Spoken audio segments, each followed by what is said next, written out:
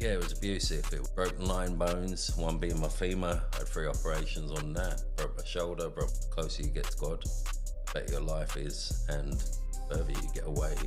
The devil wants us to live a bad life, obviously. Is Lev, and he's come here to share about his testimony of how Jesus came into his life. I was born into a Muslim family. I had all my family around me, all being Muslim basically. So mum, dad, brothers, aunts, uncles.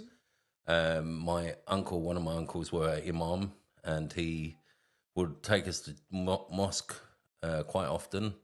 Um, when I was growing up, I didn't really understand it that much. All I remember is trying to read the Quran, and it was all in Arabic, and it was hard work. And the prayer, even the prayer, the way you have to follow a certain way of bowing, put where you put your hands, the things you do with your hands, the standing still. And I remember getting smacked around the back of the head even as a kid, where I couldn't read the Quran. I mean, I found it hard enough to read English, let alone Arabic. So I grew up sort of not despising, but resenting a lot of things.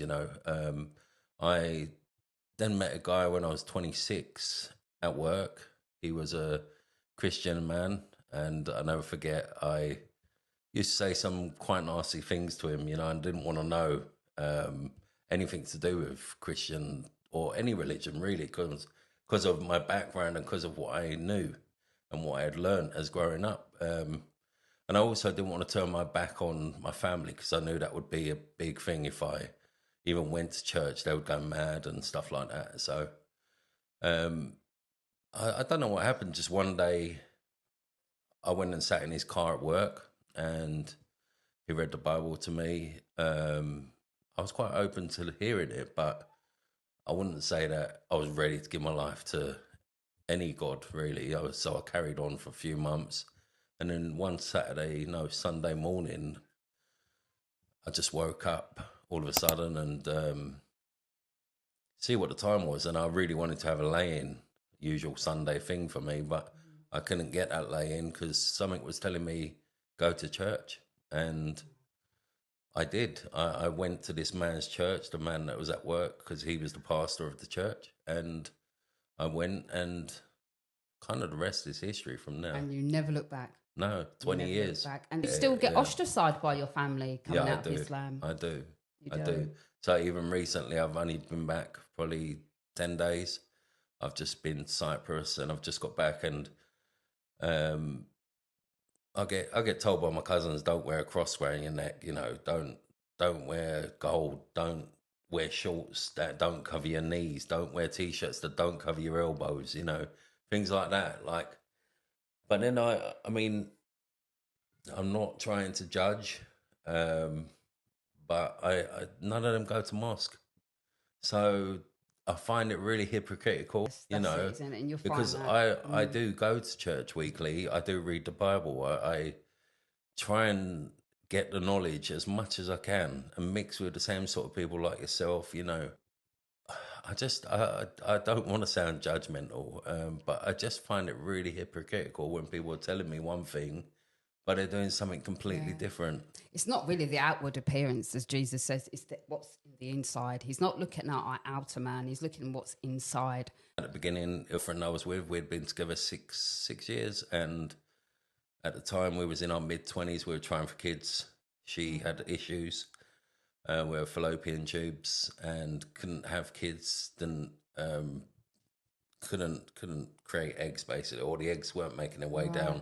Okay. So we had to go to a hospital in Canterbury, about 50 miles from where I am now. We had to have IVF, and I knew, because I was a new Christian and because I was filled with the Holy Spirit, I knew at that time it was going to work. They kept saying, it's your first time. There was 9 embryos. Now there's only 2. One of them's got a bad scar all the way through it, and the other one, there's only 1 left, and success rate is going to be like 30%. And because it was February time, and she was crying and saying it's not going to work. I said it's going to work, and she went toilet. She done the test. She was pregnant. And my daughter comes to church with me now, That's coming up amazing. 18 years old, you know. Wow. Yeah, What a miracle child. absolutely. It was great. I did get married to somebody, and because it was a lot of abuse and adultery involved in that marriage. We weren't the same sort of people. I made a bad choice. I pulled away from God at that time. I made a bad choice. I didn't go to the Lord about it. And I think that's one of my biggest mistakes. At the beginning, I put up with it for 7 years, and in the end, I went to a charity who reminded me of being Christian because they were a Christian charity. They were called Davs in Tunbridge Wells. Shout out to Davs if they ever watch. Brilliant charity. You know, they rescued me at the time, took me to a refuge, and took me away from the situation, give me a clearer head to think. And I did think, and I remembered what I was like before I met this person that then took me up the wrong path. You know, not fully on her, but you know, I went along with it. But You lost your I identity. lost my way. Yeah, I definitely lost my way. I lost a lot of things at the time, and just fell into that downward spiral, and felt like things couldn't get better. But then I realized from that point that the closer you get to God, the better your life is, and the further you get away, the more you seem to get punished. You know, it's the devil wants us to live a bad life, obviously. 2016, when I had my motorbike accident, I had a bad accident. Fed up with driving into London because a lot of my contracts were in London. More security is needed in London. So I was riding my motorbike. I got a motorbike just so I could get through the traffic. And after 6 months of having a motorbike, it was all going well, getting into London easy. Got into London. I was in Aldgate area. I'd just come out of the Blackwell Tunnel. I was going towards Canary Wharf. I was in Aldgate and I was going in a straight line. A transit van overtook me real fast and then just broke last minute and chucked to left. Created a wall right in front of me. I just went straight into the side of it. I ended up getting my left leg caught in the back wheel arch, dragged me down the road, broke 9 bones, one being my femur. I had 3 operations on that. Broke my shoulder, broke my foot, broke my wrist, broke ribs. Had an operation on my shoulder, so 1 on the shoulder, 3 on the femur, and 1 on the lower back. And it wasn't nice. I got airlifted to hospital. That was nice. Wow, but it's a miracle you're here. You're sitting here, really. I honestly, at that time, I don't know whether it was the drugs, the first response gave me, or God was there with me, because I honestly see something and heard something that was unexplainable, because even to this day, I still can't understand what it was, because I don't know, it was like a droning noise. So it was like a sort of, I try and do the noise. It's going to sound probably silly. Do it straight into the mic. Okay, so it was like it kind of went zzz, zzz, zzz, and that was going on at the same time for a good hour while I was laying on the floor half naked where the ambulance crew had taken off my clothes off. Fire brigade put up like a tent round me, and that's cut open the van to get my leg out of the wheel arch, because it was wrapped around one side of the wheel, one side of the wheel arch. My foot was actually up by my head, and it had broke here. And yeah, I could see something. I kept seeing like I want to sort of say it was a tunnel or something, but I don't know. I could have just been imagining. It could have just been the drugs. But I felt that God was definitely there with me. 100% he was there with me at that time. And I still try to understand. Go on. So was it a black tunnel, or was it just a light at the end of the tunnel, or you were travelling through a tunnel? I was travelling through the tunnel. Was it fast? Was you going fast? No. You were just slowly going through a tunnel? Yeah, same sort of speed as that noise that I made. And there was a pinprick sort of size light at the end. I was very far from the end. So it was like a real distance. I was like a real distance away. Sometimes things like this, I'm not saying it should happen to everyone, but sometimes you need these things to happen Did to it sort put of get you right back on wake you path. back up, Oh doesn't yeah, it? It wakes 100%. you up to think, Hundred actually, percent, 100%. And from that point on, that has been the point where I've not turned my back on God since then. So on for you in your life right now in 2025. You've started in an Islamic family and you've come out of Islam and you've had this accident. You've gone on a journey, really, haven't you? yeah, So where are you now in your life? I'm doing really well actually. I'm just concentrating mostly on God, number one, and then my daughter, secondly, who's coming up 18. She's been now living with me since she was 14.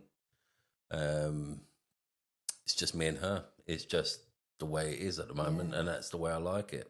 And it's going really well. Amen. Go in church every week. Been with the pastor and the pastors for the last 2 years, 2.5 years now, which was a massive sort of shock to me because I come to the local church around here and the pastors from my previous church were the same pastors that got asked to take over the new church that I come to because I moved. So that was really nice to see familiar faces, but the church was welcoming anyway. I've only been at this church now for 8 months, but I feel like I've been there for, I feel like I've It's been a there lot for of years. love. Yeah, At our there is a lot church. of It's love. a lot of yeah. love there, Yeah. and we're growing in our faith and with Jesus, and that's the main thing. And your story is incredible. So I just want to just go and touch on an area that something about domestic violence in your relationship at the time. Yeah. And as a man, that's sort of a bit hard to deal with, isn't it? Yeah, it is. I What you remember. went through. I remember at the same time they had a story on Coronation Street going on where that male, the butcher's son, was getting abused. I can't remember. Ashley, I think his name was, on Coronation Street, but they done a story about him getting abused at the time because they needed to bring more awareness to it. It does happen to men as well, and at first I thought it was just a bit of tough love, just playing firmly. But then I started noticing a pattern to it, like it was drink fueled. She liked to drink basically. I didn't realize a lot of this until we got married. We got married way too quick. At the time, as I said, I was away from God. It was bad mistake after bad mistake I was making, passed down. From I'd imagine her mum, the way her mum was with me as well as she was. I imagine it was passed down. So she must have seen it growing up. Her parents got divorced when she was young, and that was probably the reason why. So yeah, I suffered with a lot of abuse. From being beat up to being hit over the head with a bat to being spat on quite often and told I'm worthless. Some mental abuse, physical abuse. Taking full control of bank accounts. So, I literally would have no money at all. So she would literally be swimming in it, and I would have to beg to have even money for train tickets sometimes. Full control, total sort of power trip. I realised it weren't right. I mean, when I spoke to a few of my friends who were married, even though they weren't in any sort of faith, they said to me I needed to get out of it, and I didn't see no way of getting out of it. I just felt trapped, defeated. The whole control thing was to sort of make me feel as if I couldn't do any better as well, And anyway, in the end, something happened one night really bad, and then I ended up going up Maidstone Hospital or the local hospital, and I went to the mental ward. The police turned up, transport police, because I was ready to finish it. They turned up because I was at the train station debating whether I should or not. I was at a very low point, and they gave me a card, up the hospital for a charity, and then the next morning I called them straight away, and they asked for my schedule, went her schedule, things like that, so then they could talk to me in secret, you know, without her knowing, because they knew that it could cause problems. And then just one morning, they bought me a train ticket, booked me into a refuge, and I left. The biggest issue I had, to be honest, at the time was getting some sort of housing or anything like that, because at the time, even the lady in the housing association at the time kind of almost sniggered at me, because she said I had no baby, I weren't a priority. It was just Davs, the charity that helped me. But it just wasn't easy. So I kind of felt like I had to go back. And it wasn't until I had enough money that I had hidden, and got from my accident and my business in 2018, until I had that sort of stability. Get out. Yeah, that's when I left, and I just literally disappeared. If you could look straight into that camera right there, and there's a man that is being influenced by a woman, or being abused by a woman, or having some form of domestic abuse, and if you could just speak to that man, or speak to the old self of who you used to be, what would you tell that man? If you could just give him some encouragement right now. I think I would just say, be strong. Think of your kids if you have kids. Think of your family. Don't worry about what that person's doing to you, but seek help ASAP, either through your doctor, hospital, or local charities or church. Just, be strong. Be really strong. Yeah. And there is light at the end of the tunnel, as we're talking about tunnels, there is. And God is the answer, isn't he, as well? Call on the name of the 100%. Lord as well, But do you know what? This has been so refreshing, and I really enjoyed you on Talks Tasha, in person, in the studio. Thank you. And it's just lovely. And guys, could you hit the like, share and subscribe button, because I need some more likes on this. Yep. And you can come back to this studio anytime and talk and whatever. So you're quite welcome back. Thank you very much. Yeah, I've really enjoyed doing this. So stay tuned for Talks Tasha and stay blessed. See you later, guys. Bye.